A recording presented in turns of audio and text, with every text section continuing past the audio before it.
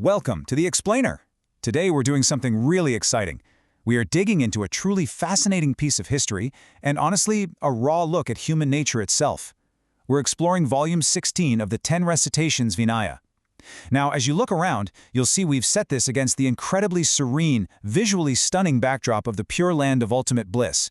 But the content we're actually analyzing today? It is grounded in some very earthly, very gritty, and surprisingly relatable human stories.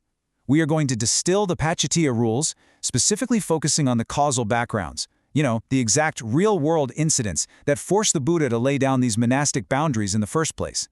Okay, let's dive into this. When you think of ancient religious rules, you probably picture, an angry deity handing down these arbitrary laws from the clouds, right? But that is not what's happening in the Vinaya at all. Actually, every single time a scandal broke out, the Buddha acted much more like a pragmatic judge. He'd call the accused monk forward, look at them, and ask plainly, "Is it true you did this?" The rules we're looking at today weren't theoretical. They were essentially case law, built entirely as reactions to real-world friction. And this specific category of rules we're pulling from Volume 16, they're called the Pasitya rules. A pasitya is an offense that strictly requires repentance and disclosure. The literal translation from the source text is just incredibly evocative. It means an action that will cook, burn, and cover your spiritual progress if you just leave it unconfessed. So you have to understand, these rules weren't just about handing out punishments, they were fundamentally about actively removing the psychological and social obstacles to liberation. To make sense of all these ancient laws, we're going to use a highly structured approach. We'll navigate through four main areas. First, daily life incidents. Second, monk-lay interactions. Third, internal sangha friction. And finally, the core of precepts. Starting off with Section 1, Daily Life Incidents, and the very real frictions of ancient communal living.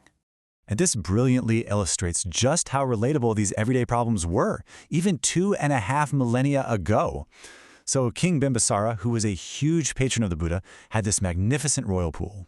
He graciously allowed the monks to use it. But the monks, well, they got a little too enthusiastic about their hygiene. They were in there bathing in the early night, the middle of the night, and the late night. The king himself wants to take a bath, but his pool attendant is like, "Hey, the monks are still in there." Out of deep respect, the king waits. He literally ends up waiting until dawn just to take a bath. So when the Buddha finds out about this, he immediately steps in and establishes a rule limiting how often monks can bathe, purely so they don't inconvenience the broader society. The new rule was pretty strict. Do not bathe more than once every half month. Now, to our modern ears, that sounds completely rigid, right? But almost immediately, real life happens. The monks start pointing out, hey, it's the middle of the summer and we're getting physically sick from the heat and the dirt.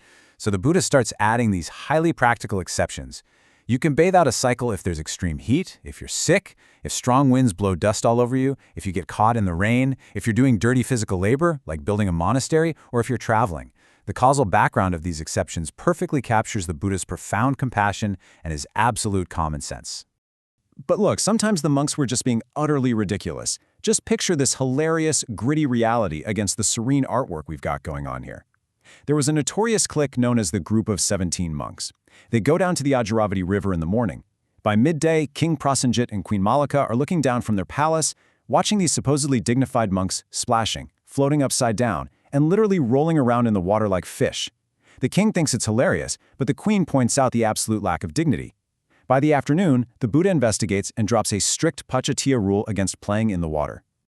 So we've seen their daily habits and hygiene, but you have to wonder, what happened when these guys stepped outside the gates and interacted directly with the complex secular world? Which brings us to Section 2, Monk-lay interactions, navigating the complexities of ancient society. Because stepping out of the monastery absolutely guaranteed unpredictable challenges. Now, what's really interesting about this next situation is how a highly dramatic, almost cinematic incident led to a very basic, practical rule. Venerable Anuruddha, who is a monk of noble birth, is traveling and innocently asks around for a place to crash for the night. Some local guys play a prank on him and misdirect him right to a courtesan's house. Throughout the night, the courtesan repeatedly attempts to seduce him, offering him massive amounts of money.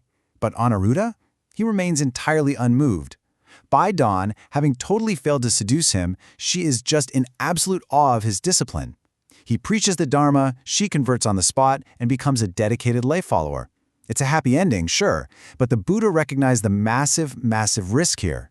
He subsequently established the rule that a monk must never share a sleeping room with a woman. The causal background here is 100% about protecting the monks from dangerous, compromising situations. And oh man, there were plenty of other worldly misadventures. Once, some monks accidentally made a travel appointment with a literal band of thieves just because they were scared of getting lost in the woods. They ended up getting arrested by border guards. Another time, a monk decides to walk down the road with a woman who had just had a massive fight with her weaver husband. Result, the jealous husband tracks the monk down and beats him up. You had monks unintentionally offending the locals by digging the earth and disturbing insects. And one monk even got into an ego battle with some local princes, grabbed a wooden bow, and shot a bird right out of the sky just to prove his archery skills, causing massive public outrage. Every single one of these embarrassing social blunders became the direct background for a brand new Paketiya rule. So if dealing with kings, courtesans, and thieves wasn't wild enough, what exactly happened when the monks started annoying each other? Let's dive into Section 3, Internal Sangha Friction. We're talking pranks, politics, and serious power struggles. I find it genuinely fascinating that even in these highly spiritual communities, people still dealt with completely petty infighting. Imagine this. You have two rival gangs in the monastery, the group of 6 and the group of 17. The group of 6 would maliciously go and hide the bowls and robes of the group of 17 right before mealtime, literally causing them to go hungry. You have monks intentionally planting doubt in younger monks' minds, whispering that their ordination wasn't valid, just to make them cry. There is outright slander happening. And then, there's a shockingly tragic incident where some monks were tickling a young boy so relentlessly that he couldn't catch his breath and he actually suffocated to death. The Buddha had to step in with severe disciplinary rules to protect the community from this exact kind of internal bullying and recklessness. It got so out of hand, the Buddha even had to make a rule against deliberately frightening another monk, and the causal background for this one is just hilarious. One night, the Buddha was walking outside. A monk, who actually used to be an elephant keeper, was getting annoyed by the rain and wanted the Buddha to hurry up and go inside so he could use the shelter. So what does he do? The elephant keeper monk covers his ears and starts making these loud, spooky noises, literally trying to convince the Buddha himself that a terrifying yaksha ghost was coming. I mean, the audacity, right? The Buddha, obviously fearless, just shook his head at the foolishness of it all. But it forced him to explicitly categorize all the ways monks shouldn't scare each other. Visually pretending to be wild animals, making terrifying noises in the dark, or psychologically tormenting them by lying that their food would give them leprosy. So the crucial point in all of this really boils down to the number 20. This officially became the absolute minimum age required for full monastic ordination. Why exactly 20? Well, Venerable Maudgalyana once ordained 17 wealthy youths who were all under the age of 20.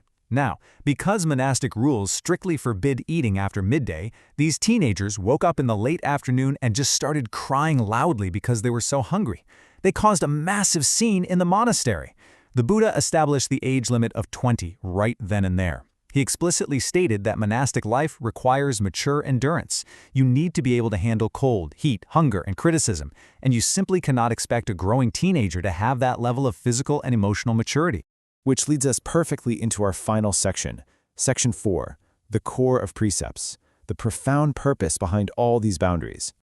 We've definitely laughed at some of these wild anecdotes, but let's shift gears for a second and look at the deep, spiritual significance here. The Buddha repeated this exact phrase every single time a rule was laid down in Volume 16. I established this rule for the monks for the sake of the 10 benefits.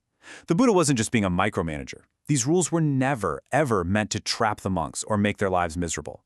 They were implemented to ensure the harmony of the community, to inspire faith in the public who supported them, and ultimately to clear away the messy distractions that block the path to enlightenment. Structured boundaries actually create profound spiritual freedom. The Vinaya isn't just some dusty, outdated legal code. It is literally a living documentary of human nature. It shows this perfect, delicate balance of strict discipline and deep pragmatic compassion. The Buddha saw human flaws for what they were, our laziness, our pride, our other silliness, and instead of condemning us, he simply built guardrails to guide us home. So I want to leave you with this final, lingering thought. How do the structures and boundaries in your own life create the space for your personal freedom? Think about the rules you set for yourself right now. Are they holding you back, or are they the very things allowing you to grow? Thank you so much for exploring this fascinating historical text with me today in this explainer. Keep asking questions, keep learning, and I'll catch you next time.